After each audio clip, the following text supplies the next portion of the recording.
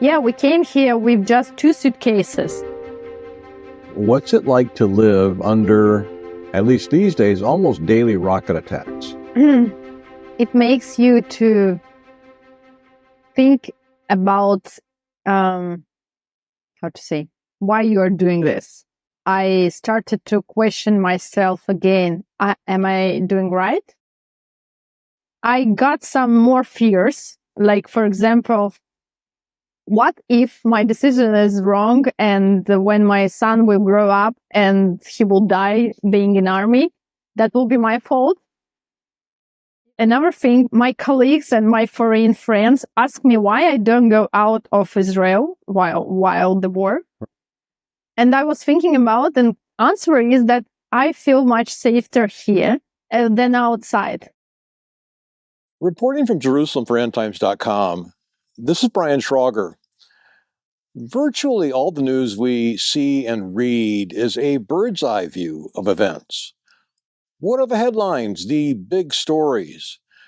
This week, for example, headlines in Israel include arrest warrants issued by the International Criminal Court for the arrest of Prime Minister Benjamin Netanyahu and the recent Minister of Defense Yoav Gallant.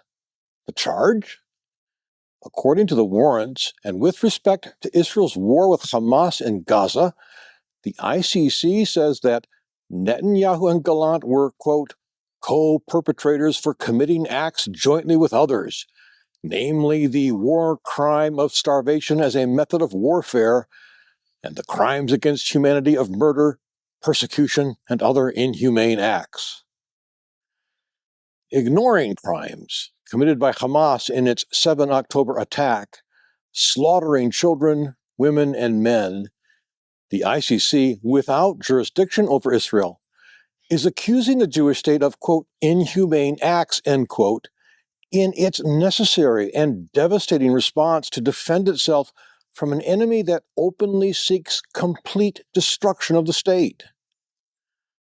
Another bird's eye headline is the possibility of a ceasefire with Hezbollah in Lebanon, brokered by U.S. Special Envoy Amos Hochstein.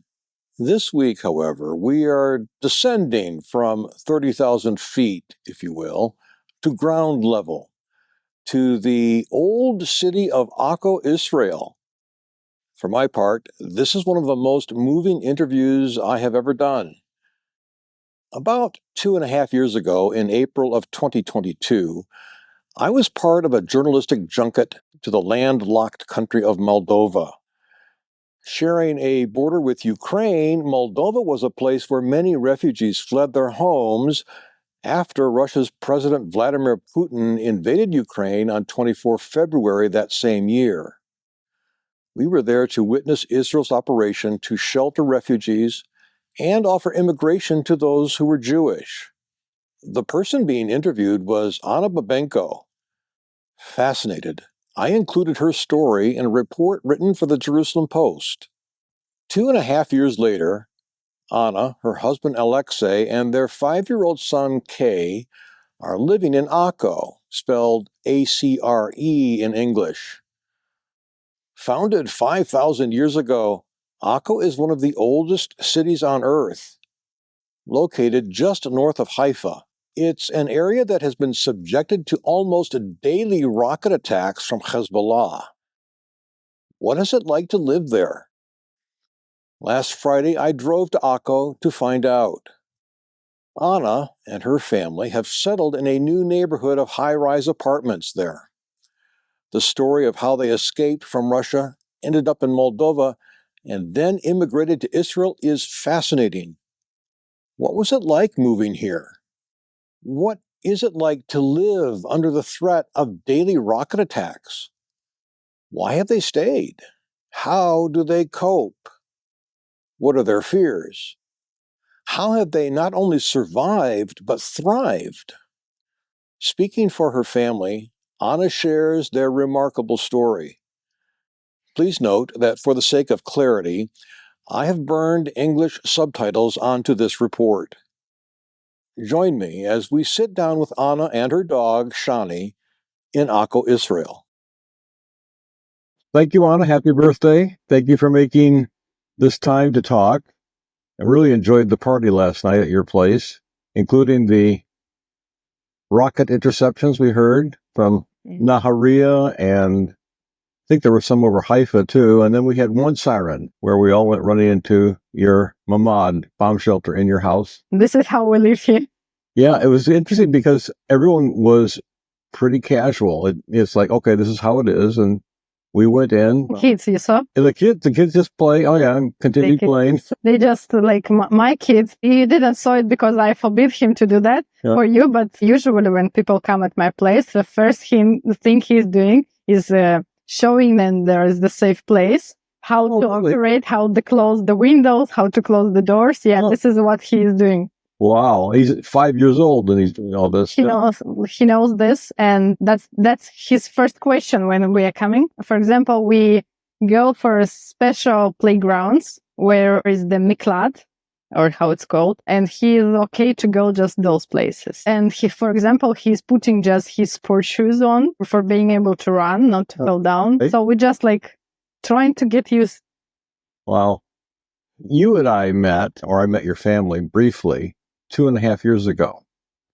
I was in Moldova covering refugees coming over from Ukraine into Moldova, and some of them were making Aliyah to Israel. Yeah. You weren't in Ukraine, but you were making Aliyah. Actually, you were living in Russia. You and Alexa, your husband, were living in Russia at the time, right? Yeah, that's true. So how did you end up in Moldova and then making Aliyah to Israel? What happened? Story of my life. Very funny story behind it. Yeah. We were living, actually, I was born in Moldova, so this is what connects me with that airport, not just necessity to make an Aliyah.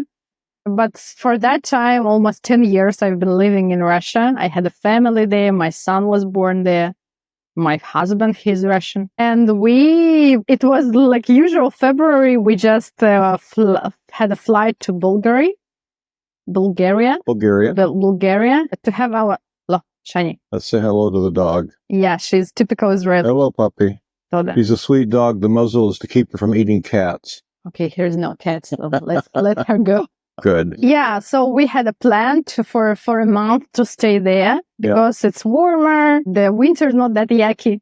We came there, and next morning we wake up and the war started. So you had been there one day, and Putin invaded Ukraine. I read that news when I was walking with my son, and I started coming up with the idea how to explain my husband why we can't come back.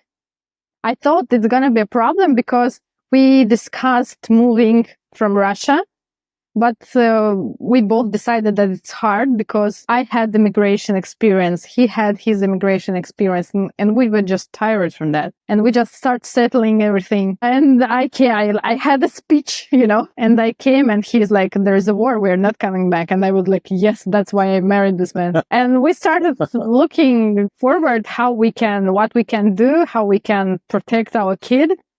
Because first of all, we didn't want to support the war.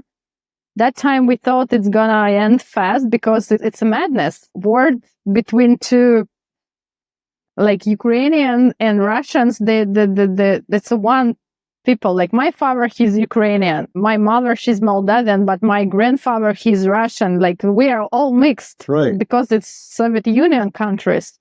So yeah, as soon as I'm Moldavian, we tried to make a Bulgarian citizenship for me and for family.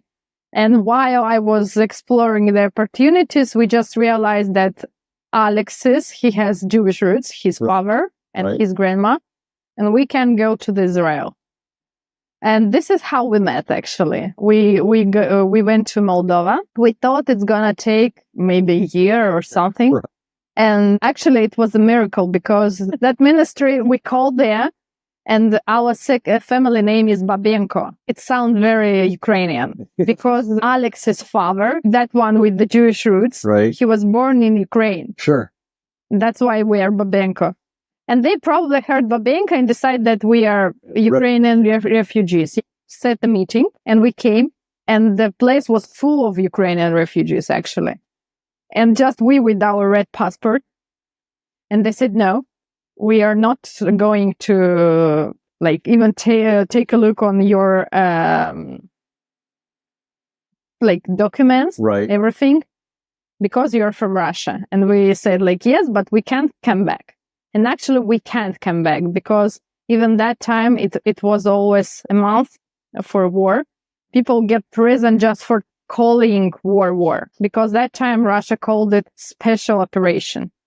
Right. So a lot of people get prisoned, and You were protesting in yes, Moscow. no, I was protesting in Bulgaria that time. I did it the same evening when war started. Were you protesting outside the Russian embassy, or? Yes. Okay. And I was protesting. Next evening, I was protesting with all other people who was protesting against the war. Right. In the city in Bulgaria is Burgas. So I was protesting, and before that, I was writing a lot of. I had my blog, but I was criticizing the government, and that's why I didn't want to come back. Alex, he is not able to come back because he will go to the war. Because he's the rocket operator. Right. And of course, my son, I don't want him to be brainwashed. In the kindergarten, soldiers came to the kindergartens, to the schools, and tell kids how should they proud of them. Yeah. So I don't think it's the right thing. I had no way to go back. So I needed so we told them truth, and they said they'll think about. We waited for 5 hours, maybe. Finally, we get that meeting with the counselor. He started acting very rude with us. He was like, literally like, why you are here? Like, it's our fault, Right. He was acting like this.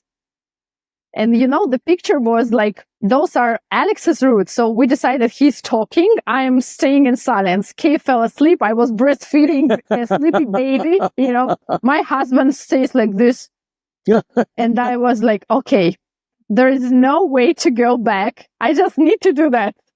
And I start talking with him. I'm like, okay, you are telling me something. You are telling me no in case of the color of my passport? Really? Like, you are doing this? Good for you. I did it. I even had a tear. Sure. I cried a bit. Probably I scared him or watching, I don't know. But in 5 minutes, he changed his mind. Really? Yeah, he started looking at our documents. He offered me coffee. He offered me tea. He really changed. Maybe that was the test or what it was. But I really don't regret that I took a word and told him everything I think.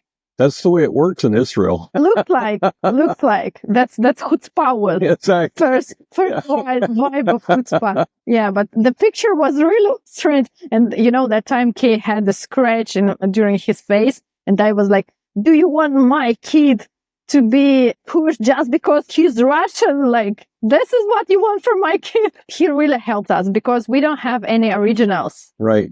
And he called in Moscow, and Moscow asked Alex's father to come to show the documents. They said that they are okay. They called us, and the next week we we get to fly in Israel. Wow. Yeah. That was a miracle. Yeah.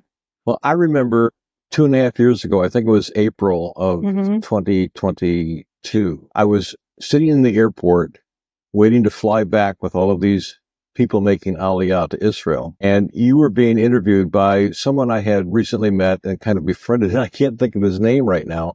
I know he's from Spain, but he lives here in Israel. And he was interviewing you in English. I remember sitting and listening to you talk to him, thinking she's going to do very well when she comes into Israel. It's not easy to immigrate to another country. I mean, my goodness, you're leaving everything behind to start a brand new life, which is a huge challenge for anybody. But I sat and listened to you, and I thought, she has a vision. She wants to accomplish certain things. She knows what she wants to do, and she's positive and upbeat. That's great. And I ended up writing an article about that trip and including your story in it. But now, 2.5 years later, you're here and you're doing well. But what was it like when you arrived? What did you go through? Yeah, thanks for the question. First of all, thank you for those words. I found them very supportive because sometimes I think that I'm not doing good, that I messed up. Yes, of course, I have those feelings sometimes because you're right, it's hard. But I think in total, we are doing very good. We feel here like home. And most of all, it happened because of our kid.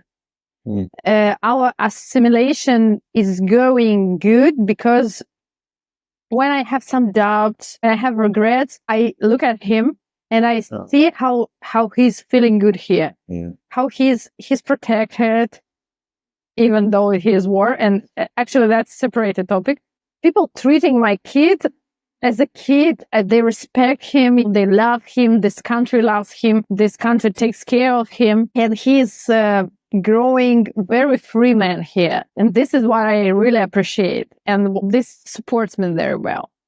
So when you came, you spoke English, but not Hebrew. You had to come and, I guess, go through some sort of a orientation process. What happens when you come in making Aliyah? Yeah. I didn't know Hebrew.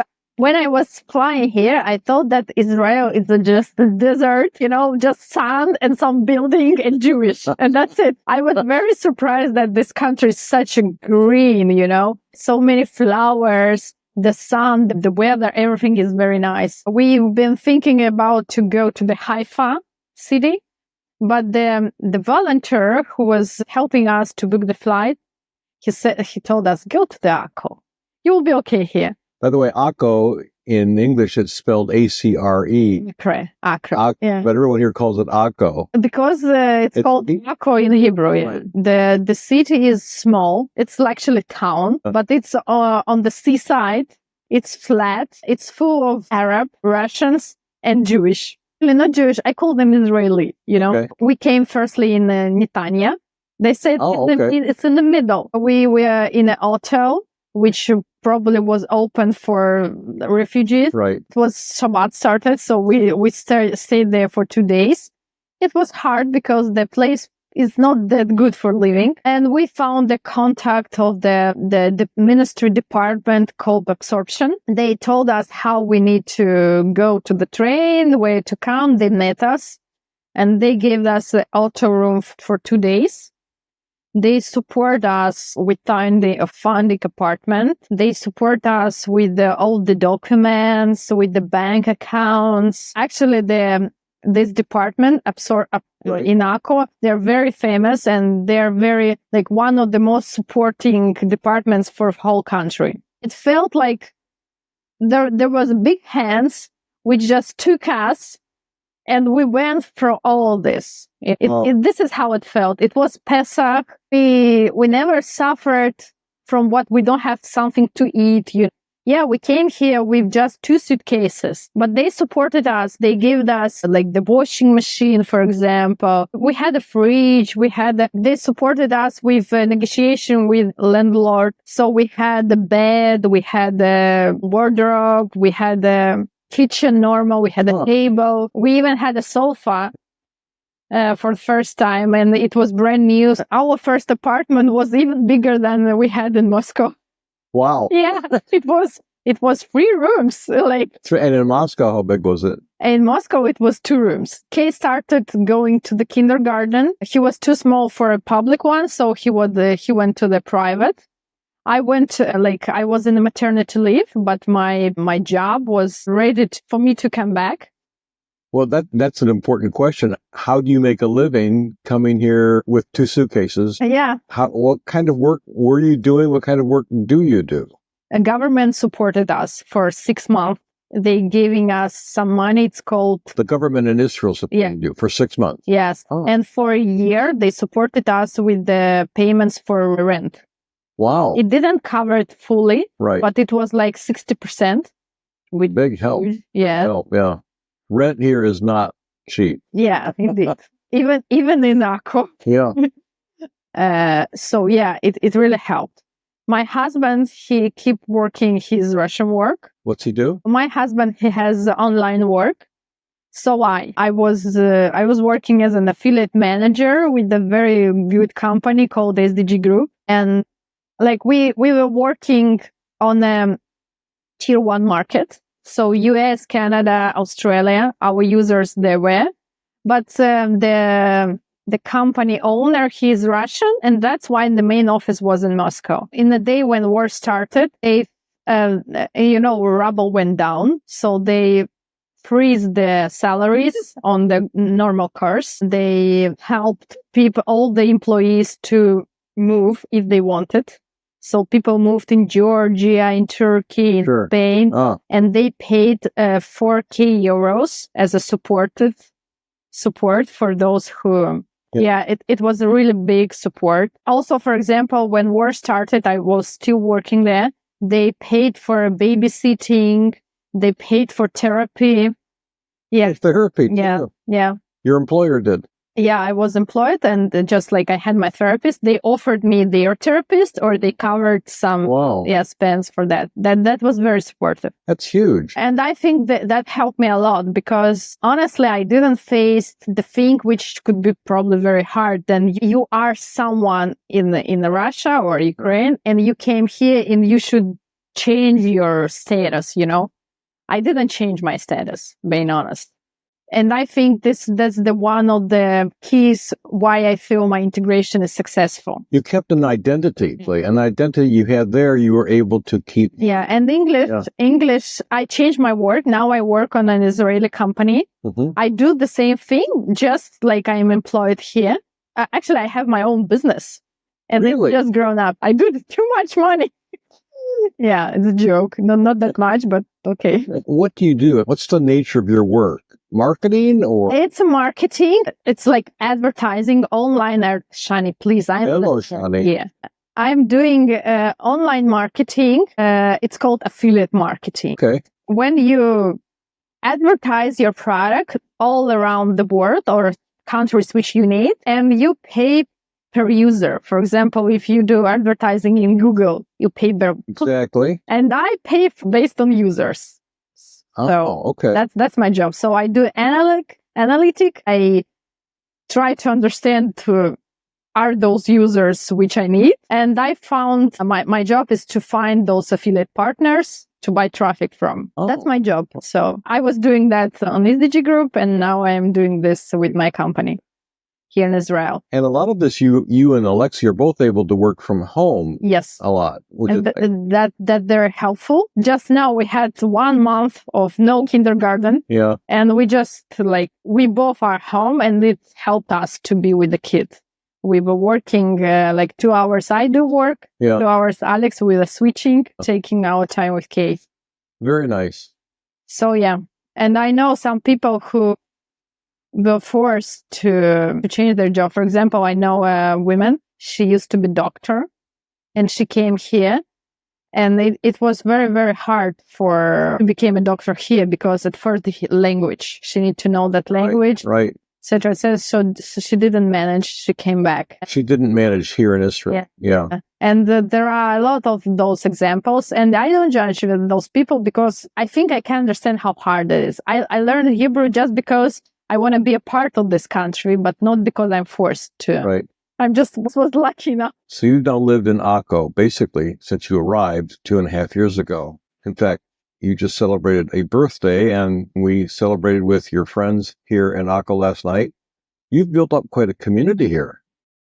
That's me. A lot of other professional couples. I was very impressed by how warm the atmosphere was, how much people enjoyed being with you and being together. The rockets from Hezbollah initially being shot at communities just over the border in Israel from Lebanon. But after a time, they began to fire them farther south. When did that begin? And what's it like to live under, at least these days, almost daily rocket attacks? It makes you to think about, why you are doing this. If you are not yet a subscriber to endtimes.com and would like to see the rest of this fascinating report and others like it, I urge you to subscribe right now at the website endtimes.com. For only $7 a month, you will receive a wealth of information and insight from Jimmy Evans, Mark Hitchcock, and experts from around the world, including Israelis like Anna, living right here in the Jewish state. Do yourself a favor and sign up today. Then join me as we hear the reasons why, in spite of daily rocket attacks by Hezbollah sending them to their bomb shelter, and in spite of the many cultural challenges to living in the Jewish state, Anna and her family have made the decision to stay in Israel, to stay in Akko, to build their lives here.